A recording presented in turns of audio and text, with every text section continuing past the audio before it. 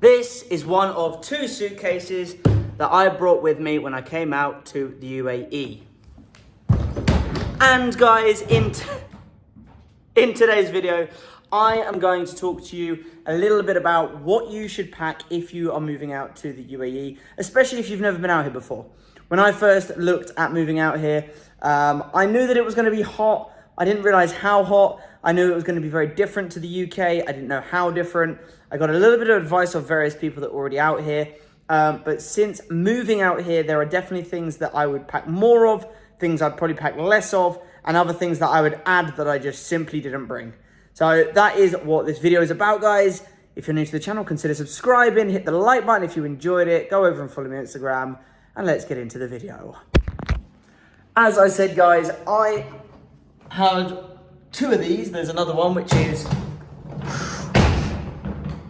is grey, and I actually packed quite a lot of stuff from the UK when I moved over here to the UAE. I had 2 suitcases that in total weighed just over 50 kilograms, which is an awful lot considering that the average flight you are allowed 30 kgs. So I packed sort of an extra 20 kgs on top of what I had originally, thinking that I'd need it all. Now, admittedly, I did pack pretty much everything I could fit into those 2 suitcases.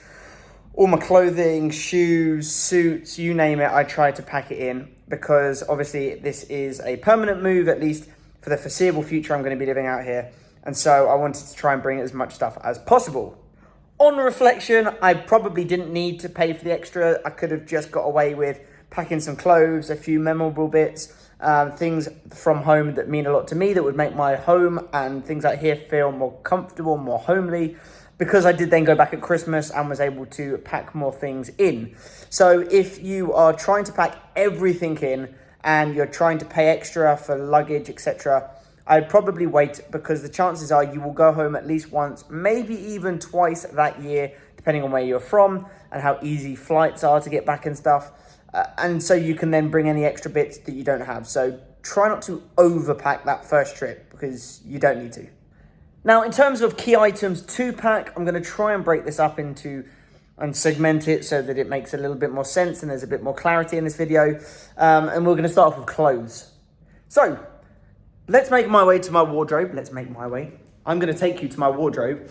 And I'm going to talk through some of the things that I have bought, that I wear whilst I'm out here. Because depending on the time of year, depends on the kind of clothes. That sounds really obvious, but before I came out here, I just assumed it was going to be hot, and I was only going to need shorts and t-shirts and short sleeve shirts and flip-flops or sandals, and I was never going to need anything remotely warm, and that's not true.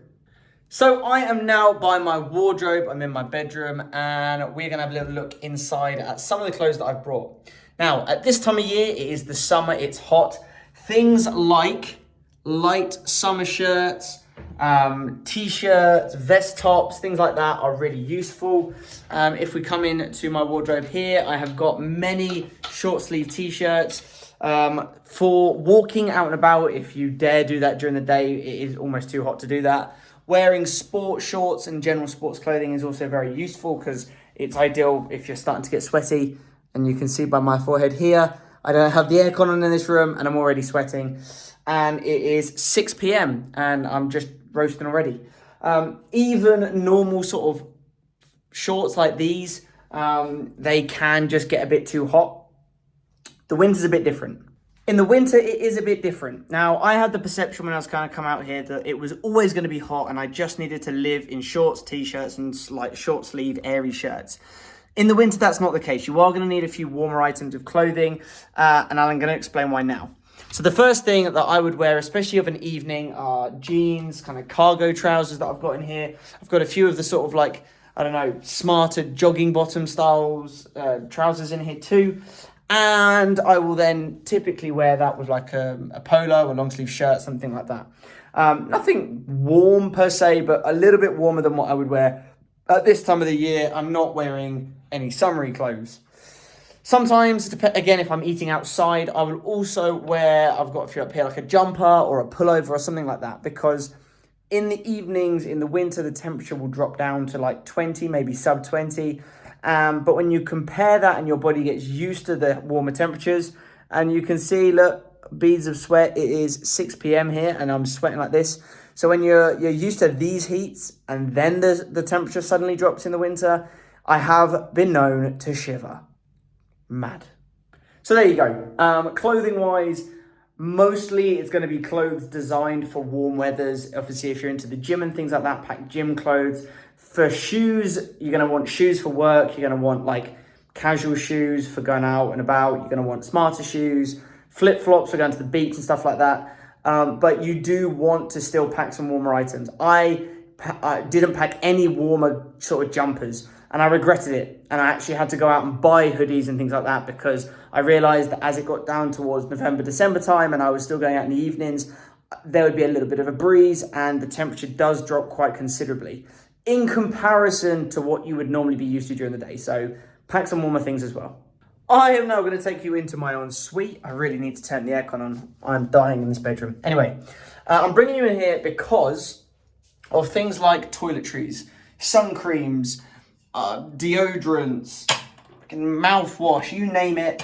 It was recommended. I've seen it on YouTube. I've seen it on all sorts of other places.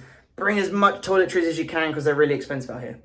Now, in comparison to the price that they probably are in your home country, yes, things like deodorant and things like that, they are a bit more expensive. However, they are accessible out here. And because of the other financial benefits you have of living out in the UAE and the job that you have, it's still affordable. Now, there are a few things that I would advise you bring in because you are obviously going to come over here and it's probably going to be roasting hot. Bringing a high factor sun cream. I have factor 50, not just because I'm a redhead, but also because the UVA out here is really high. So bringing things like that is really important. If you have got like a favorite shampoo or conditioner, I know girls tend to have their specific brand that they like. Bring a few bottles out here. The same with things like your deodorants and stuff like that.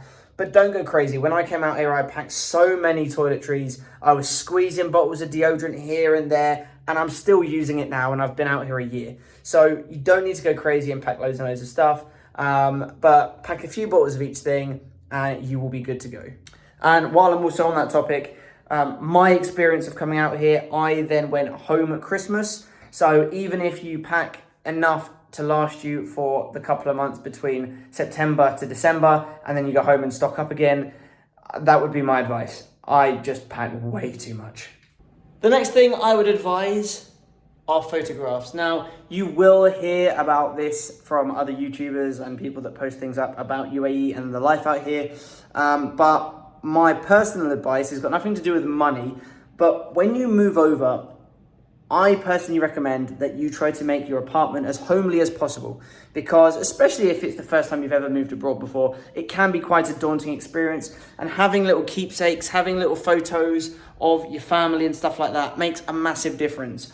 I brought a few bits and bobs out here, and then when my parents came over to visit and when I went back at Christmas, I actually asked for a few more things. So I've got photos of family and stuff on the windowsill there as well. It just makes a massive difference, and I settled in quite smoothly, but I know that there are other people that moved over with me that struggled a little bit more in the first couple of months, feeling homesick and things like that. And so having photos, having things around that make you feel like you are living in your home and not just an apartment in the middle of the desert makes a big difference. So pack some photos. The next thing I'd recommend is one of these. This is a Fire TV stick. And the reason being is because TV out here can be quite expensive to purchase and to watch. Unlike in the UK, and I have no doubt various other parts of the world, where TV is free and you just pay for your license, out here it's a little bit different. Everything is sort of based on a subscription, so you can pay for TV channels through your Wi-Fi, for instance. I'm with a company called Etisalat for my Wi-Fi, and if I wanted to, I could upgrade my package to include a television package. Or what is much more recommended is get things like this, get hold of like an Amazon account, get hold of a Netflix account, and then you can watch TV out here. And there are also other packages that you can get that you can put onto these things as well. And then you just need to worry about TV, and life is simple. So get yourself one of these. Alexa, how hot is it today? You can expect a high of 44 degrees Celsius. Thank you. The other thing I'd say is getting something like an Alexa. Now, you don't need one. One of the things that I first thought about when I came out here was, I already have one. Am I going to be able to use it? And the answer is yes, you can. So if you've got one, bring it along with you, plug it in, fire it up, and you will be good to go. And it means that you can access your music straight away. So if you were wondering whether or not they would work, they do. Another thing I'd recommend, bring your laptop or iPad or whatever else out with you. I know that seems like a bit of a no-brainer, but until you are in school and your school provides you with a laptop of your own through school, being able to use an actual iPad or tablet, or in my case, laptop, is really beneficial, because there are going to be a lot of things that you need to sort out when you first come out here: accommodation, furniture, etc. Obviously, depending on the school that you go to and the package you've got, it will depend on what you need to organise. But for me, I obviously needed to organise all my furniture in my apartment and things like that. And so having access to a laptop that I could connect to hotel Wi-Fi and things just made my life so much easier. Secondly, I was also able to Zoom family as soon as I got here and have good connection with them when I first got here. So get yourself a laptop, bring it with you. It is very, very useful. And that is pretty much it. Now, there are lots of other little things that you can bring over that would be of convenience, but those are the main things that I can think about off the top of my head. If you have anything specific that you want to ask about what you could bring over, what you should bring over, what you are and are not allowed, because that's also a big deal. There are certain things out here, because of the fact that this is a Muslim nation, there are certain things that you aren't technically allowed to bring over. So if you want to know what those things are, comment down below and I will get back to you, or go over and send me a message on Instagram. The other thing that I will say, which saved me so much effort in the long run, is all to do with phone SIM cards. Now, when you first come out here, your phone obviously won't work, and you will need to get yourself a SIM card at some point. Now, my personal recommendation is to go with Virgin. And what I was advised by my school, which is what I did, and it has been amazing, is to buy your SIM card at the airport when you first land. Don't worry about going through and going back. Buy it straight away, because then you've got yourself an Emirates phone number immediately. You can call taxis, you can organise things. You have then a phone number for your school to use as well that is local. It just saves so much time. Now, they do some really good packages out here, and from my experience, the Virgin operators were waiting for the teachers to come through, and they were there set up. And all you need is your passport, and in my case, I had a working visa with me, so I was able to use that as well. But when you first land, there is a Virgin store in the airport. Go in there, explain what you want, explain the kind of packages. They'll go through it with you. You can pay for the entire year up front, and then you have got a phone SIM sorted, and you can then start distributing your number out to the school and make friends, and you'll have a UAE number. That is my recommendation. Anyway, guys, that is the end of this video. I am sorry that I've not put anything out, but we have got 2 weeks left of school before the summer holidays. I've had reports to write, all sorts of things have been going on. But there we go. I'm not going to apologize for it. I'm just saying sorry.